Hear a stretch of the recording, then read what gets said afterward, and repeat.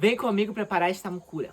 Vim logo mergulhando a mucura na água quente. Aprendendo a pelar a mucura com Noan. Você raspa aqui assim.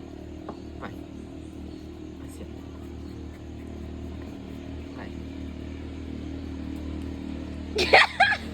Enquanto isso, deixa eu dar uma aula de como se pela uma mucura pro Pierre. Pra quem não sabe, o Pierre é meu primo, mas a gente vive grudado como se fosse irmãos. Ele é meu parceiro de todas as horas e todas as gravações. E nessa hora ele veio vendo se dava conta de carregar a mucura. Enquanto isso, deixa eu pelar a mucura pra valer. E antes que tu fala, deixa eu te falar, eu sou ribeirinho, moro aqui no interior do Marajó. E aqui nós nos alimentamos da caça e da pesca. Mucura já pelada e eu vim logo escaldando ela. E eu como até o fígado da mucura. Mucura já escaldada e é hora de lavar ela com limão e levar pra brasa. E olha o resultado como estava ficando. Já comenta aqui se você teria coragem de comer uma mucura dessa com açaí do grosso e a farinha da baguda. Bora comer a mucura?